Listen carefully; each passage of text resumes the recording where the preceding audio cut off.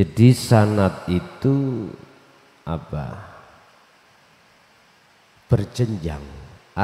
Artinya sambung ilmu dari Kanjeng Nabi ke sahabat, tabi'in, sambung. Itu namanya sanad. Isinya ilmu sanad itu disebut matan. Matan itu isi materi. Contoh.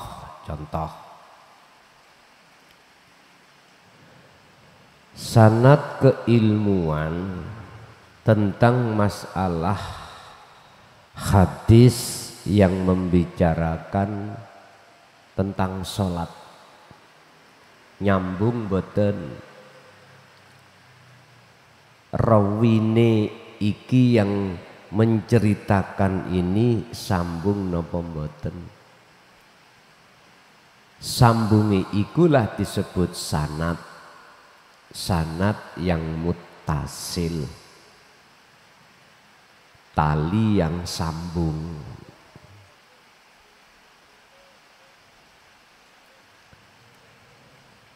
Bicara tentang masalah keilmuan untuk menuju pada Allah, itu juga harus dipercanakan. Kesanatan ilmu tauhid, sanad keilmuan ilmu syariah antara Rasul satu dan yang lainnya itu enggak sama yang nyambung terhadap Allah. Saiki sekarang sanad keilmuan dari sisi syariah nyambung enggak terhadap Rasulullah. Yang kesanatan ilmu itu diteruskan para sahabat dan diteruskan tabi'in. Nyambung enggak keilmuan tentang ilmu syariah sholat. Jadi sanad itu apa? Berjenjang. Artinya sambung ilmu dari Kanjeng Nabi ke sahabat, tabi'in, sambung. Itu namanya sanad. Isinya ilmu sanad itu disebut matan. Matan itu isi materi. Contoh.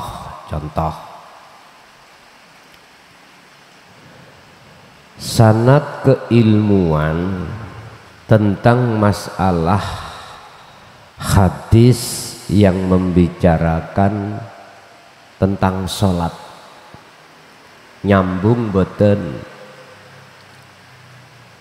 rawine iki yang menceritakan ini sambung napa mboten. Sambungi ikulah disebut sanad. Sanad yang muttasil, tali yang sambung.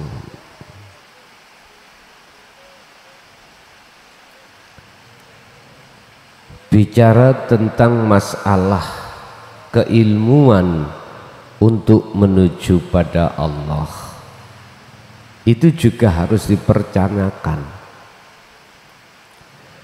Kesanatan ilmu tauhid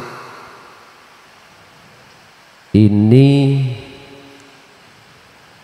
yang dibawa oleh tabi'ina sholihin, iku nyambung enggak terhadap Rasul.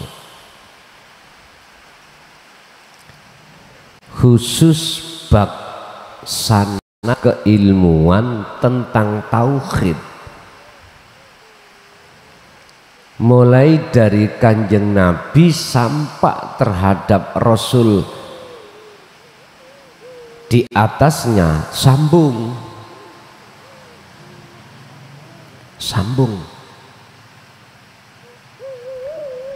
Kalau syariat beda-beda.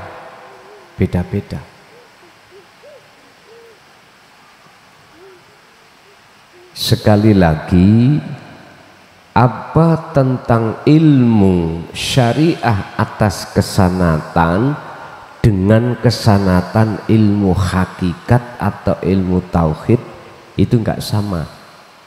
Letak enggak samanya di mana? Kalau tentang ilmu syariah, kita umat baginda Kanjeng Nabi cukup sampai Kanjeng Nabi. Kalau tentang tauhid, sambung terus sampai datang Gusti Allah.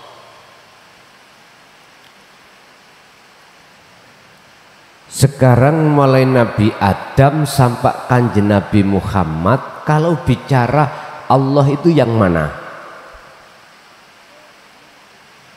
Kalau bicara tentang ahad itu yang mana? Sama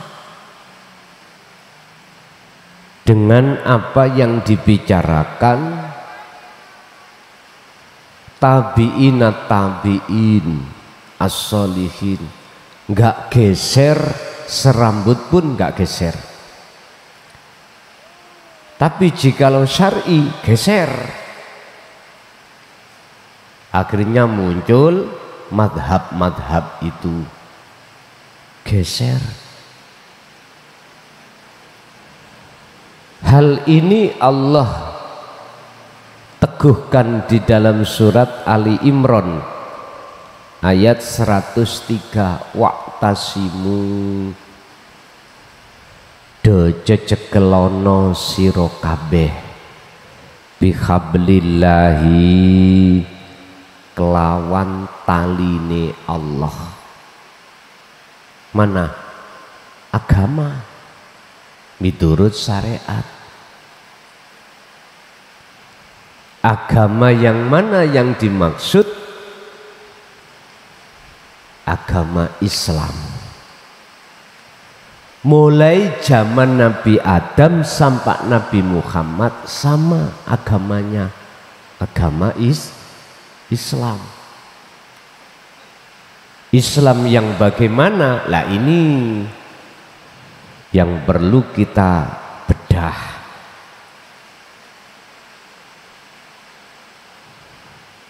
Bil huda wa dinil haq ay dinut tauhid.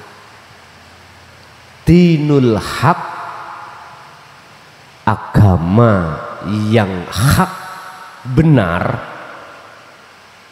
ay dinut tauhid, agama yang mendidik ruhaniyah dengan ilmu ketuhanan, ilmu keesaan. Ya ini agama yang hak. Inilah yang disebut Islam. Islam dari kata bahasa apa? Salama yusallimu, pasrah. Pasrah. Wa anibu ila rabbikum wa aslimu lahu, pasrah. Dikatakan orang yang betul-betul pasrah, orang yang dalam hatinya sudah tidak hitung-hitungan, wong pasrah kok. Berarti tidak boleh ngikuti masalah yang sudah dipasrahkan. Enggak boleh merasa kita yang melakukan, namanya pasrah itu. Jadi di situ enggak ada hitung-hitungan. Ndak pasrah kita, Islam kita itu semua sudah dilakukan, baik tenaga maupun biaya. Natijahnya akhirnya rugi. Hitung-hitungan, rugi biaya, rugi waktu, rugi tenaga. Iku jenenge pasrah ye. Pasrah ye. Oleh borongan, hitung-hitungane badi Pak Bu.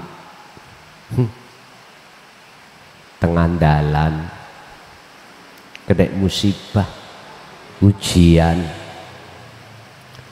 plensengane ambrol. Lah rendeng-rendeng kok ngen melengseng. Iki piye karepe?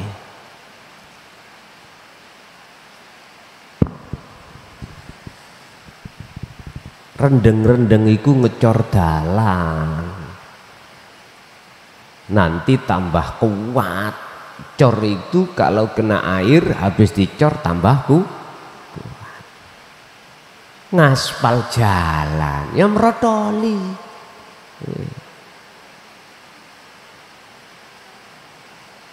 Rendeng-rendeng ngaspal jalan, habis di aspal banjiri teko, durung padet merotol, rugi. Yo ya tau, rugi. Wa aslimu lahu, mana letak dimaksud dengan pasrah itu? Bukan itu Islam yang dimaksud. Islam yang dimaksud di sini adalah Islam yang diikuti oleh para rasul, para tabi'ina sholihin. Islam itu adalah agama yang mengajarkan tentang ilmu ketuhanan supaya hatimu bisa mengesahkan pada Allah. Oh ini le. Mana kuncinya yang disebut bihablillah, tali sanad yang sambung gak putus itu yang mana? Yang menjadikan hatimu itu mengesahkan Allah. La ilaha illa anta, akhirnya bisa la ilaha illa ana. Ya wasilah sing saya sebut biasai dzikir sirul asrar itu. Sebab hanya dzikir sirul asrar lah yang memfungsikan hatimu untuk tidak ngaku-ngaku. Nek dzikir siri jahri isih ngaku-ngaku. Nah inilah tali atau sanad, syarate sanad ini sambung nang Allah, nggak sambung nang makhluk sudah. Lah tentang keilmuan dinut tauhid ini sambung sampai Allah sambung, artinya khusus tentang tauhid mulai nabi rasul siapapun tidak geser, tidak khilaf serambut pun nggak bisa. Ini yang disebut sanad yang muttasil, ya ini ilmunya, ya ini ilmu yang khusus didik ruhaniyah tentang tauhid, nggak geser. nggak akan khilaf. Iku ilmu asal sebabi, ilmu sing tuwa,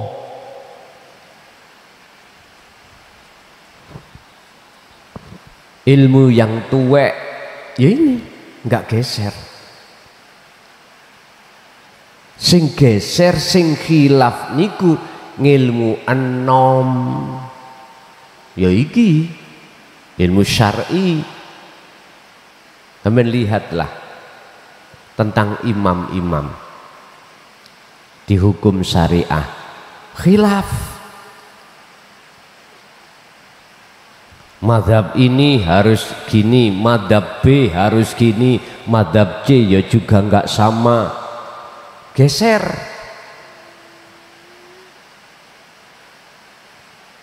Bahkan Allah ingatkan bihablillahi jami'an, podo cecekelono sira kabeh bihablillahi kelawan taline Allah jami'an kelawan sekabehane.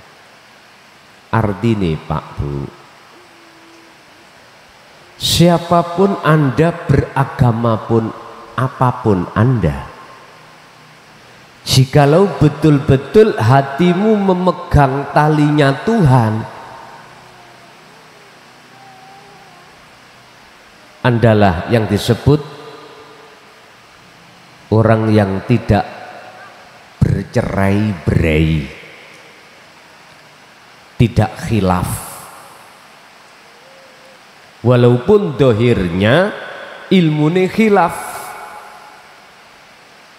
tapi ruhaniyah hatimu tidak akan khilaf. Hanya menyembah ilahun wahid, Tuhan yang Maha Esa.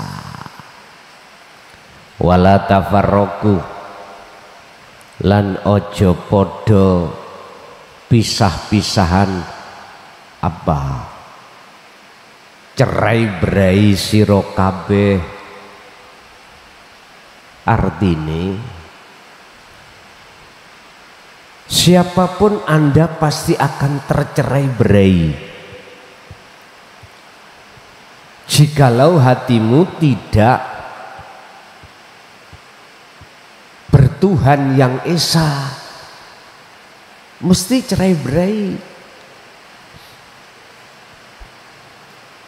Loh, kalau ini dibiarkan,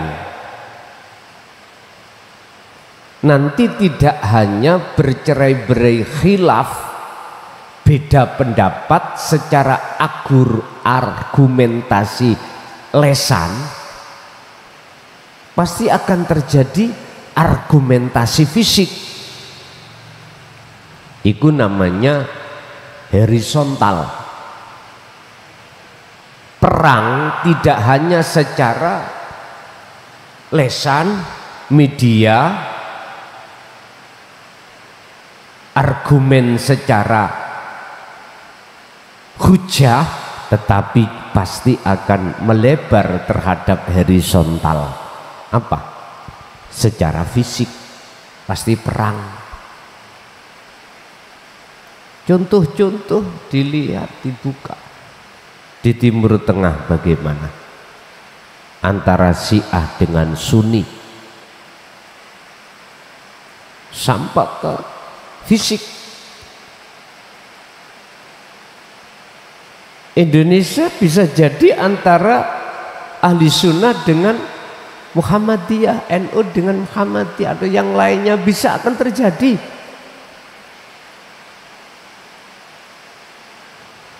Bersumber atas khilafnya satu makalah. Contoh sholat subuh, ada yang memperbolehkan kunut, ada yang enggak. Tahlil, istighosah, kirim dungo, banyak khilaf di situ. Habis sholat ada yang memperbolehkan untuk wirid, zikir, ada yang tidak memperbolehkan, khilaf.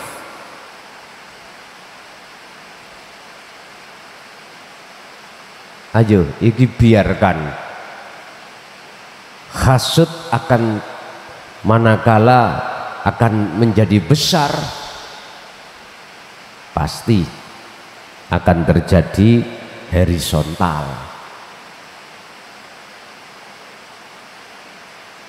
Itu pasti, Pak. Tapi kalau kita bicara tentang masalah hukum hakikiyah, geser satu rambut pun, mulai Nabi Rasul siapapun, sampai detik ini nggak geser. Kesimpulannya, ani butullaha wastanibut tauhid. Dalam proses untuk mengesahkan pada Tuhan, wajib hatimu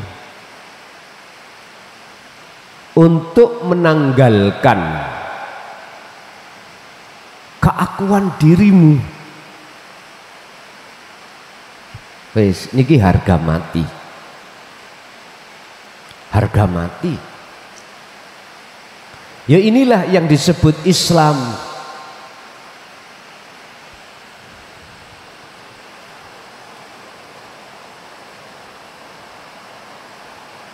Wala takunu lan ojo padha ana sira kabeh kaladina kaya wong akeh tafarraqu kang padha pisah-pisahan,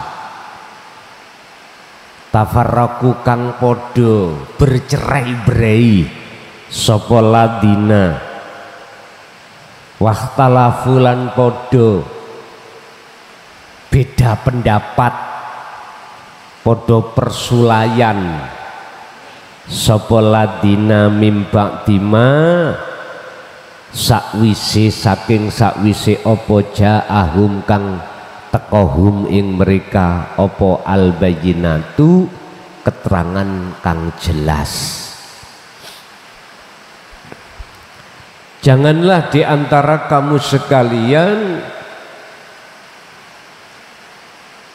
bercerai-berai, beda pendapat, suloyo setelah keterangan yang jelas itu datang. Mana yang dimaksud keterangan yang jelas yang datang? Itulah dinu tauhid. Tapi hal ini tidak akan pernah berhenti selama gak diterima. Artinya beda pendapat alias suloyo khilaf akhirnya mengklaim masing-masing yang benar adalah ajarannya. Sampai hari kiamat pun terjadi selagi dia enggak mau menerima keterangan yang jelas yang sudah Allah datangkan. Dalam artian egoisme pada diri kita akan pernah hilang selama dinu tauhid itu tidak kau terima. Nggak bisa.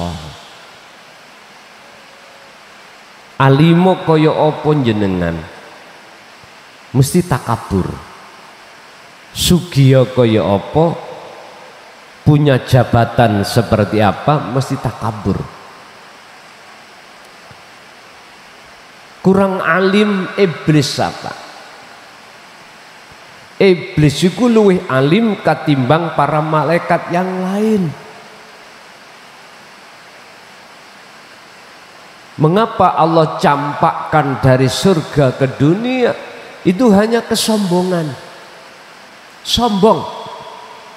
merasa dirinya lebih baik daripada Adam. Artinya dalam hati kita merasa kita makhluk yang alim, yang mempunyai sifat ngalim.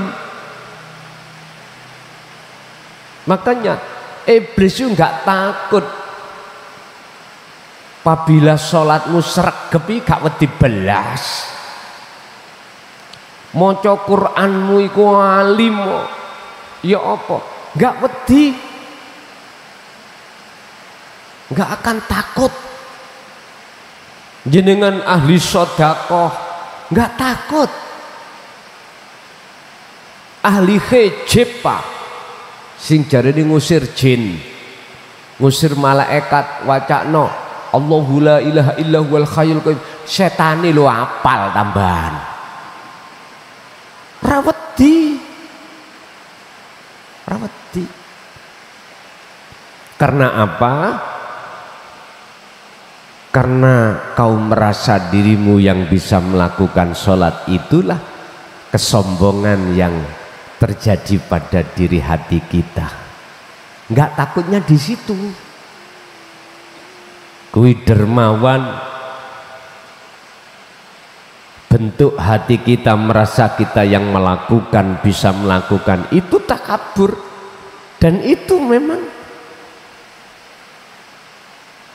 yang menjadi alasan mengapa iblis nggak takut. Jenengan gak khawatir melarat, padahal bantawi nukokno beras masyarakat. Lomani pol pak. Tapi dalam hati kita merasa kita yang bisa melakukan. Mboten wedi iblis lah.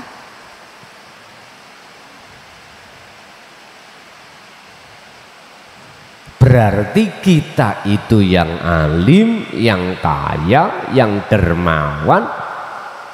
Justru kitalah bolone iblis.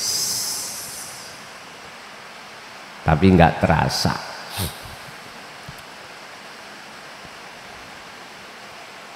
Egoisme itu tidak akan pernah hilang di dalam hati kita selama kita menolak dinut tauhid. Sebab dinut tauhid itu faktor atau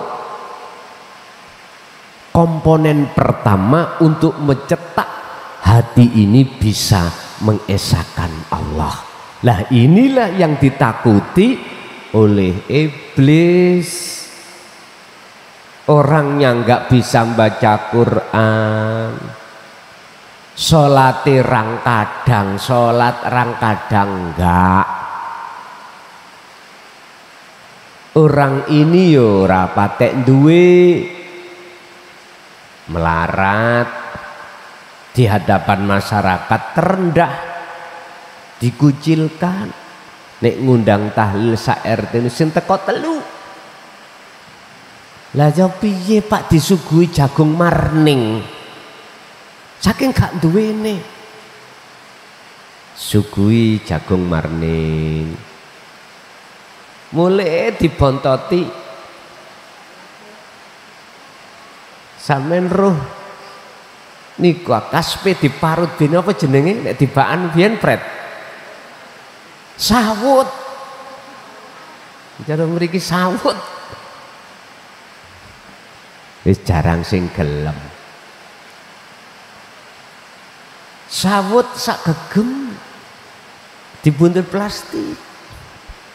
Lah wong tangga-tangganya biasanya itu kalau ngundang tahlil iku bontotan gede-gede. Saking gak duwene. Ayo kepingin roh paling gak sing teko sak RT wong 3.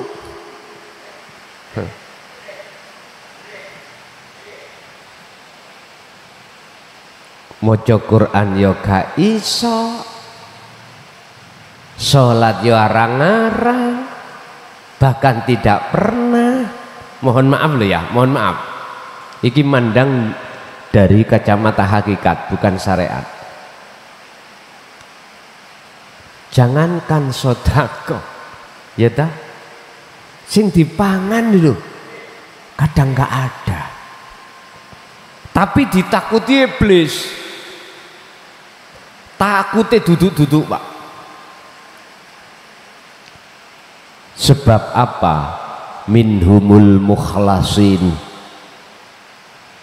hatinya selalu mengesahkan Allah. Ini yang iblis takut pada orang seperti ini Pak. Bukan takut ahli maca Quran kae, ndak. Kurang alim mah iblis, luwih alim katimbang malaikah. Alim. Ahli sholat sujudnya gak mari-mari, jenengan 5 menit ae kemeng. Nah, iblis iku ajazil iku ribuan tahun. Bapak Ibu hadirin, artine kuwi nek secara dohir ahli sholat ojo dumeh. Apa bahasa Indonesia ojo dumeh? Ojo sombong. Lagi dadi wong sugih nyaran-nyaran ngene. Sumbunge duduk-duduk. Sik lagi dadi kepala desa. Kepala desa nyaran-nyaran Pak. Sumbunge gak kena ditulungi. Insyaallah.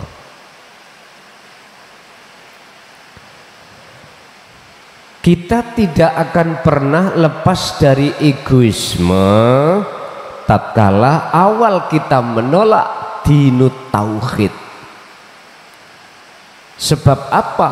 Sebab dinut tauhid itu pondasi awal seseorang bisa untuk mengesahkan Allah. Ini prosesnya anugerah Allah nekakno seperti itu. Jikalau Anda tetap tidak mau menerima dinut tauhid, maka urusan khilaf, beda pendapat tidak akan pernah berhenti. Permusuhan tidak akan pernah terjadi, tidak akan pernah berhenti. Apa yang terjadi? Padahal keterangan yang sudah jelas itu sudah Allah datangkan.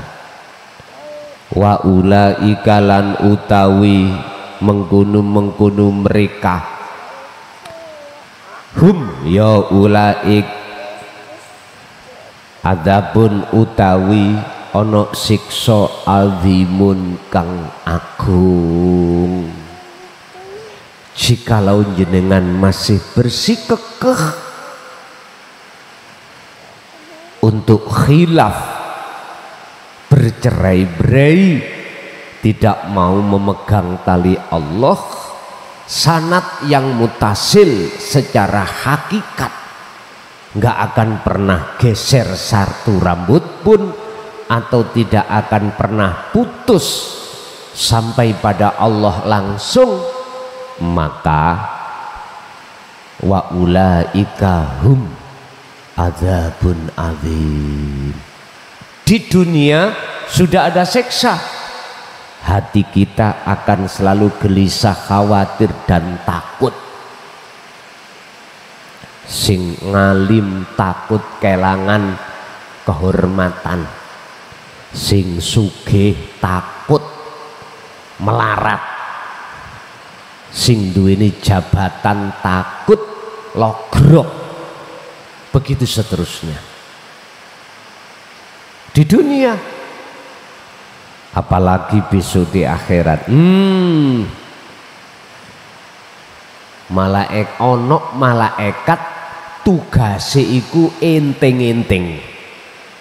Malaikat jenenge malaikat enting. Yaiku malaikat mungkar nakir. Mungkar nakir iku malaikat enting-enting. Ketika saat kita tinggalkan alam dunia, masuk di alam barzah, barulah mereka itu berkata, ya Allah, kembalikan lagi aku ke dunia walaupun hanya sesaat untuk bertobat terhadapmu. Hatta idza ja'athumus sa'atu baghtatan, nek wis tekane perkara sing ngagetno yaiku apa? Kematian. Operatore kupinge budheg apa gak ngene, ketok nyuling ngene iki kudu peka cilikno. Ana sing nunggoki apa gak to kuwi?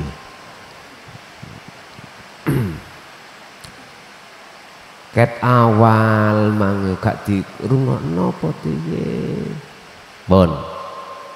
Lho ngene iki nyuling. Ngono lho. Dadi hasilin ning YouTube ya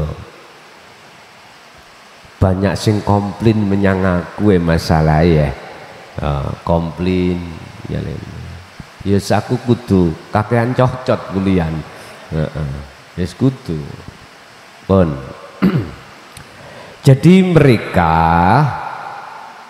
yang lepas dinut tauhid alias tidak mau terima, maka terjadi sampai kapanpun dia akan tafarroku wahtalafu, beda pendapat, gap. Akhirnya apa yang ada dalam hati? Syirik, saling geding, esok-esok gak nyopo barang. Lah disinilah Pak, Gusti Allah supaya situasi di bawah itu tidak seperti itu, baru Allah ja'ahum al-bayyinat, didatangkanlah keterangan yang benar terhadap diri kita sebagai manusia, supaya hanya berpegang teguh hablum minallah, apa? Tali yang sebenar-benarnya, tali yang tidak putus langsung pada Allah itu.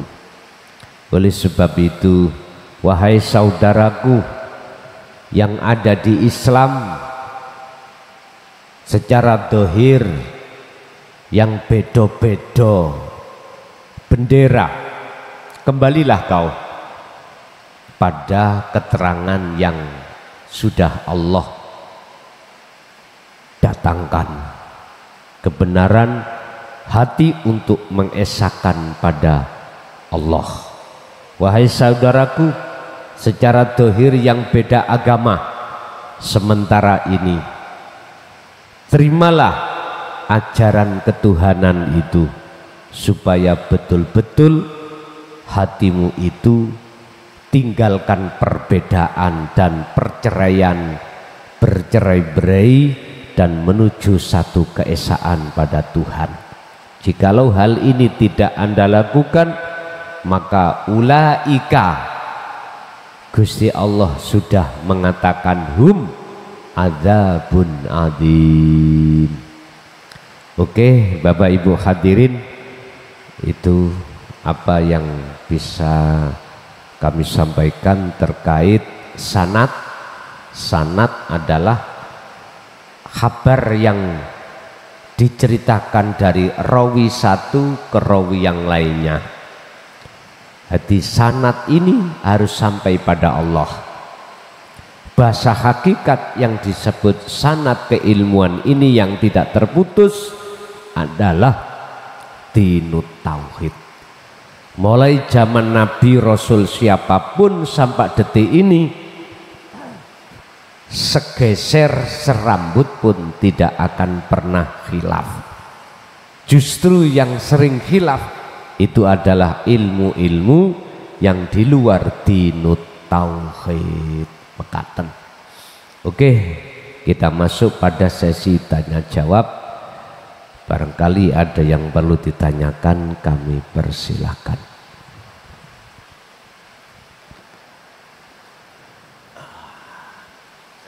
Akhirnya kasih itu. Ayo. Boleh?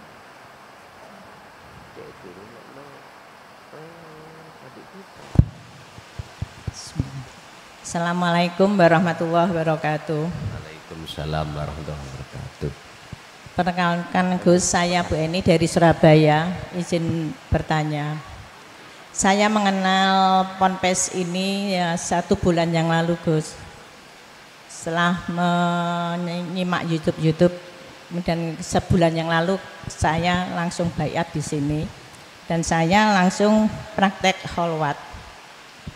Tapi dalam praktek kholwat itu rasanya kok masih terputus-putus saya melakukannya. Maksudnya itu tauhid itu pergi datang seperti itu. Kemudian saya juga masih bingung. Kalau misalnya seorang hamba itu biasa melakukan qiyamul lail, biasa sholat sunnah, kemudian zikir-zikir, la ilaha illallah atau sholawat, istighfar dan sebagainya. Apakah kalau mengikuti ajaran dinul tauhid ini hal itu masih tetap dilanjutkan dengan kholwat atau tidak perlu melakukan itu lagi langsung kholwat? Itu saya masih bingung. Kemudian dalam berdoa itu apakah kita masih boleh berdoa Allahumma inna nas'aluka ridhoka wal jannah wa na'udzubika min sakhatika wan nar. Itu yang pertama Gus. Kemudian yang kedua, di dalam surat Al-Ahzab 56 itu kan disebutkan bahwa Allah dan malaikat itu bersalawat pada Nabi. Kemudian kita diminta untuk juga bersalawat pada Nabi dan mengucapkan salam penghormatan kepada Nabi yang terbaik. Nah, saya ingin tahu bagaimana Allah dan malaikat itu bersalawat pada Nabi dan bagaimana kita bersalawat pada Nabi yang baik dan mengucapkan salam yang baik, yang benar menurut syariat maupun hakikat. Ya. Kemudian yang terakhir Gus, kalau ajaran dinul tauhid ini kita praktekkan, kemudian kita bisa sudah sampai pada makom fana, artinya di situ kan keakuan sudah hilang. Yang ada ya hanya Allah, gak tahu itu aja. Yang melakukan semuanya Allah. Lah ini kalau saya membayangkan ke perang di Israel sama Gaza itu. Israel itu kan menyerang warga Palestina, itu apa juga Allah yang menyerang itu. Kemudian korbannya itu warga Palestina itu kan juga seperti itu ya, tersiksa korbannya ya. Kok Allah gak kasihan sama warga Palestina yang jadi korban itu? Padahal Allah itu kan maha pengasih dan maha penyayang. Begitu Gus, terima kasih atas penjelasannya. Assalamualaikum warahmatullahi wabarakatuh. Waalaikumsalam warahmatullahi wabarakatuh. Jikalau jenengan sudah mengenal, memahami sekaligus mengamalkan fungsi dari dinut tauhid, dari sistem wasilun, bukan berarti wirid-wirid atau doa-doa yang biasanya kita lakukan sebelum kita mengenal dinut tauhid itu enggak usah ditinggalkan juga enggak apa-apa, tapi dengan catatan hati jenengan harus menyertakan sirul asror supaya bisa bertajalli.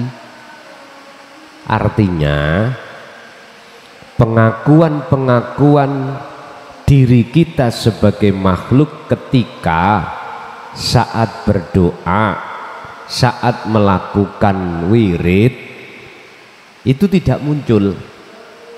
Lah, disinilah yang membuat si salik ketika kholwat itu cepet usul ya di sini. Itu sebagai thariqah. Apa sing sampean baca sholat sunnah yang jenengan lakukan itu thariqah, jalan. Lah jalan itulah harus ada tujuan. Lah tujuan inilah yang kumaksud wajib hati jenengan punya tali kabel langsung datang Allah. Lah talinya, wasilahnya adalah sirul asrar. Jikalau ini tidak jenengan sertakan, maka percuma. Kita sudah mengenal ilmu, mengamalkan tentang dinut tauhid, kok ya ini dilepas talinya, ini sambungan langsung ruh datang Allah, ya percuma. Tujuan tidak akan pernah sampai, nggak akan. Jadi Bu, seperti biasanya ini sistem wasilun, tetap dalu tahajud, biasanya tahajud, sholat sunnah, silakan. Wong iki jalan, Allah memberikan fasilitas untuk munajat bertemu Allah. Iso munajat bertemu Allah, sertakan sirul asrar. Karena itu tali sambungan hati jenengan langsung pada Allah, sehingga hati jenengan tidak mudah muncul pengakuan diri, justru mudah pengakuan hidup dalam diri jenengan itu yang melakukan itulah Allah. Dan inilah cara dengan cepat jenengan iku ketika khalwat itu bertemu Allah.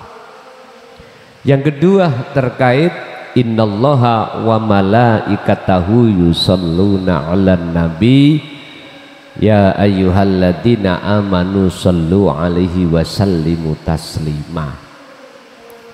Bagaimana sholawatnya Allah pada Muhammad, pada Nabi, dan juga malaikat, sebab di situ dikatakan innallaha sak temene Gusti Allah iku yusalluna.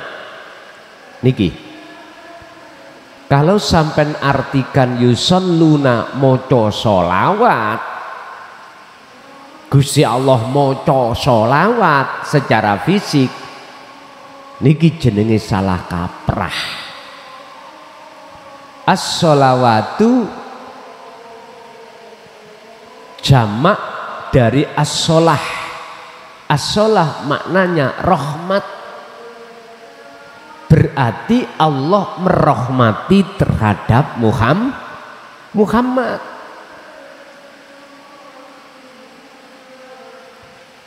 Allah merahmati terhadap Muhammad dengan bentuk apa? Bentuknya adalah pertama, dia dipilih oleh Allah sebagai Rasul. Kedua, dia pilih oleh Allah sebagai penyampai dinut tauhid. Mana lagi termasuk rahmat Allah apa? Memberikan anugerah terhadap Muhammad sehingga Muhammad itu sampai pada makom maksum, makom musyahadah pada Allah, musyahadatul baqa, yaitu rahmat.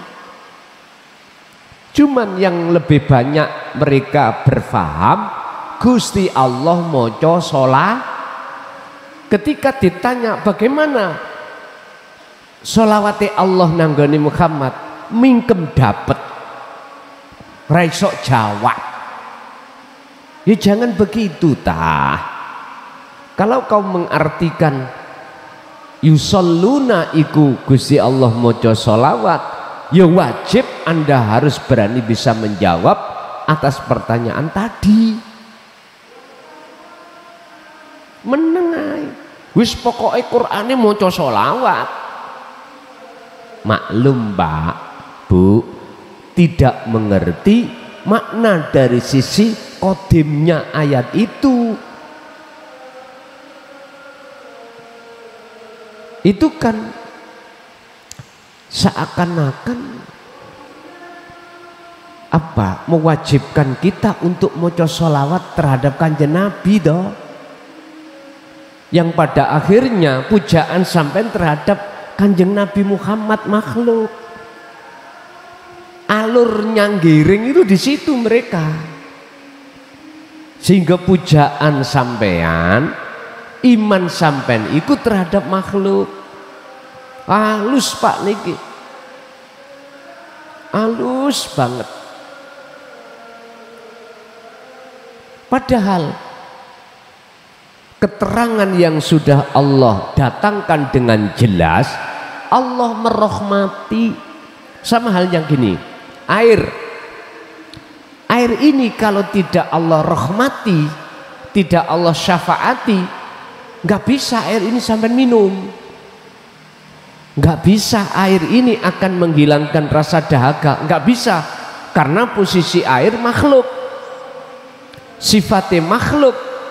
Malakum dzarraw wala naf'an, tidak bisa mendatangkan perkara bahaya atau manfaat, nggak bisa.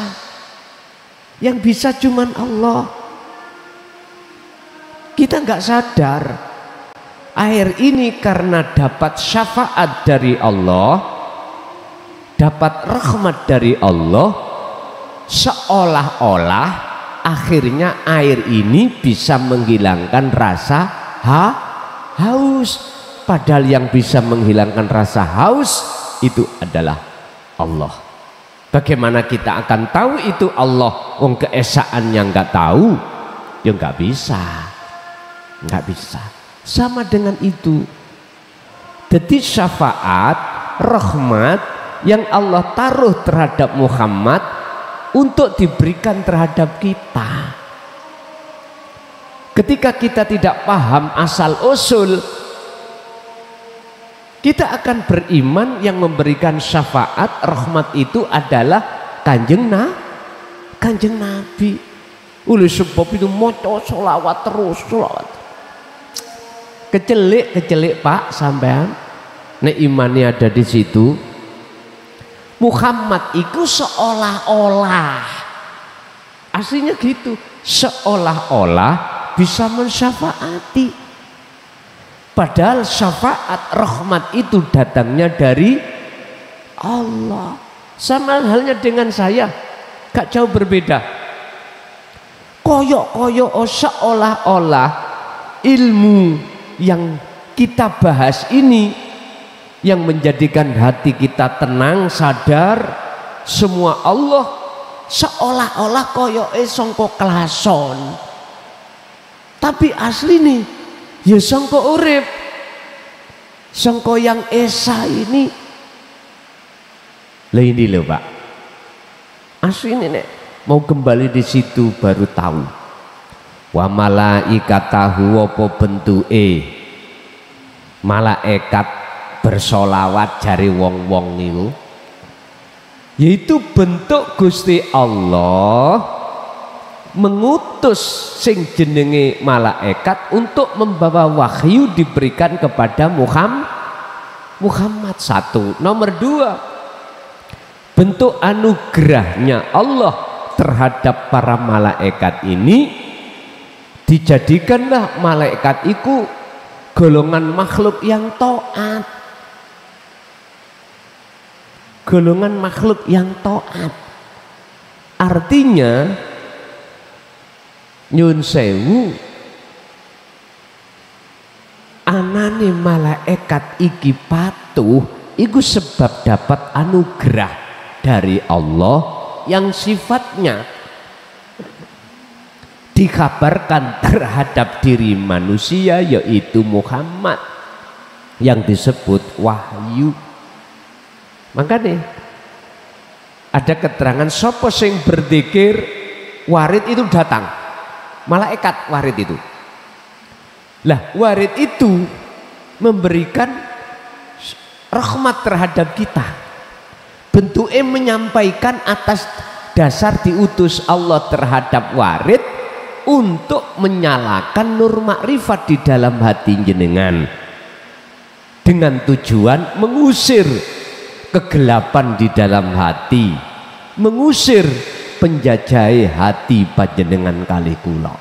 Seakan-akan malaikat itu bisa merahmati, seakan-akan. Bahkan dijelaskan dalam hukum syariat, sapa sing maca sholawat engko dapat rahmat syafaat saka Kanjeng Nabi kembaliane. Lah ngoten toh? Itu aslinya Pak, ketika hatimu bertajalli, ketika hatimu berzikir, manfaati kanggo dirimu sendiri. Ada di situ sebetulnya.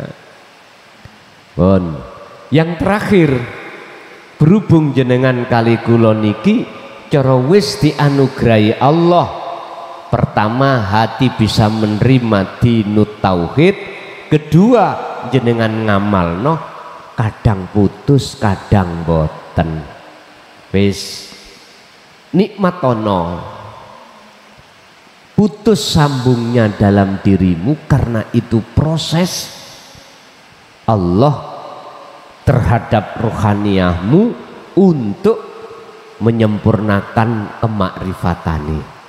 Ingat, semua datang tidak bim salabim, semua datang anugerah sangka Allah iku berjenjang atau berproses. Laksana jenengan latihan nyupir motor ya mesti ae awalnya iku mboten lihe, tapi berhubung selalu sampai setir, sampai pegang terus setiap saat dan waktu, maka jenengan akan lihe. Sama kalau zikir wasilah itu selalu jenengan pegang, mesti itu akan tambah kuat makrifat sampai datang Allah. Mekaten. Masih ada. Iki kok sandalnya diletakkan di bawah, di atas ya. Sandal itu tempatnya di bawah. Assalamualaikum warahmatullahi wabarakatuh. Waalaikumsalam warahmatullahi wabarakatuh. Tadi tanggo iki Gus, rada ekstrim nih, mboten ana apa Gus ya. Niku tanglet niku lho iblis niku bertauhid kali Gusti Allah. Wonten ayat ngeten, ya ayuhan nafsu mutmainnatu rji'i ila rabbiki radiyatan mardiyah wa dakhuli fi ibadi wa dakhuli jannah. Wahai jiwa yang tenang, yang ridho dan diridhoina, dan masuklah kamu ke dalam surgaku. Pun ngoten mawon Gus. Assalamualaikum warahmatullahi wabarakatuh. Waalaikumsalam warahmatullahi wabarakatuh. Mengapa jiwa itu dipanggil? Karena jiwa itu belakrak. Kok umpam nggak belakrak, gak dipanggil.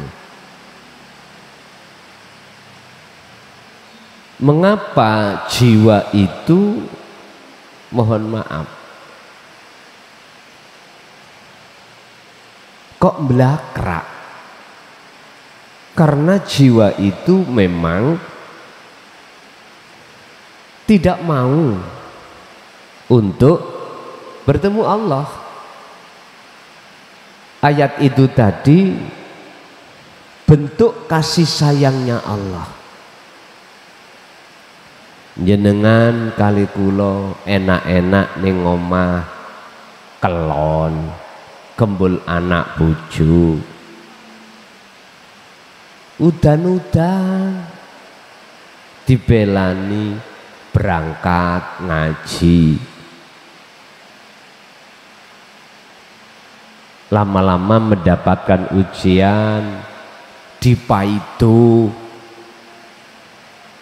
oleh anak, istri, suami, tetangga, saudara. Wis, itu gak henti-henti. Ya ayyatuhan nafsul mutmainnah. Nafsu iki sebelum kembali kepada Allah itu disebut jiwa nafsu yang kotor. Artinya ruh yang kotor ini disebut nafsu. Sing disebut nafsu itu keakuan diri sebagai makhluk yang kuat, egoisme itu. Itulah nafsu. Roh yang tinggalkan Allah itu disebut roh kang kotor. Makanya ayatnya ya ayyatuhan nafsul mutmainnah. Sebelum mutmainnah ini disebut nafsu yang kotor. Nanti kalau sudah kembali disebut mutmainnah. Mengapa disebut nafsu? Karena dia tinggalkan Allah, bantah. Tapi ketika saat dia irji'i, ini kan fi'il amar, artinya kata perintah. Balio siro ila rabbiki, maring pangeran iro. Kalimat nyuruh bali menandakan bahwasanya jiwa atau nafsu tidak mau kembali. Artinya dia belakrak. Ya ruh-ruh kita ini ketika bersarang terhadap syahwatu dunia ini Pak disebut nafsu atau jiwa yang kotor. Tapi ketika saat nafsu atau jiwa atau ruh yang kotor itu mau kembali, maka disebut mutmainnah. Jalannya itu tadi, ketika saat Allah mendatangkan al-bayyinat, keterangan yang benar, yaitu dinut tauhid, ruh manusia itu berbondong-bondong untuk masuk, menerima, mengimani, lalu melaksanakan. Bentuk jenengan kholwat ini disebut nafsu yang kembali kepada Allah. Diri yang kembali kepada Tuhannya akhirnya disebut mutmainnah. Rodiyatam mardiyah, olehnya dia kembali dalam posisi ridho dan diridani. Mengapa dia ridho melepaskan hubungan terhadap urusan apapun. Hati jenengan harus ridho, hati pegatan ambek anak, bojo, dunya brono, ruhaniyah. Mpun salah tafsir lo ya. Mulih langsung nang masih jauh pegatan secara fisik. Bukan itu. Cintane ati sampai mau lo pada selain Allah, pada anak, istri, suami, harta benda, putus. Yang tadinya jenengan ini beriman bahwasanya tiga hal ini bisa mendatangkan manfaat dan mudarat, putus. Ruhaniyah wajib niki. Sampai nek pingin nafsu, kalau betul-betul kau ingin kembali menjadi yang tenang, putuslah hubunganmu terhadap selain Allah. Putus hubungan. Ruhmu harus putus hubungan. Rodiyatam mardiyah ini maksudnya jenengan iki wis gak hitung-hitungan. Barulah Allah ngeridani. Itulah anugerah. Sebab tidak semua orang Pak hati mau melepaskan jeratan nafsu. Enggak semua orang. Enggak semua orang hati mau tinggalkan selain Allah. Enggak semua orang. kecuali hamba yang Allah pilih. Estu. Siapa hamba yang Allah pilih? Merekalah hatinya ikhlas menanggalkan segi apapun. Tapi kok ya sik kegandolan, nggak bisa. Gak bisa sampai tujuan rodiyatam mardiyah mensaket. Jikalau nafsu kau betul-betul mau kembali, jiwa mau kembali kepada Tuhanmu, fadkhuli mongko nglebokake sapa ingsun Allah fi ibadi ing dalam golongan hambaku, golongan jannati, golongan yang ada di rahmatku, yaitu anugerah bertemu Allah. Kesimpulannya, ruh yang masih kotor atau minggat belakrak ninggalno Allah iku disebut nafsu, yaitu roh yang kotor disebut nafsu, diri keakuan diri makhluk yang menyala di dalam hati kita, dalam kurung egoisme. Tapi jikalau ini mau kembali kepada Tuhan disebut mutmainnah. Itulah yang kumaksud orang-orang yang sudah menjadi kekasih Allah. Al-Fatihah.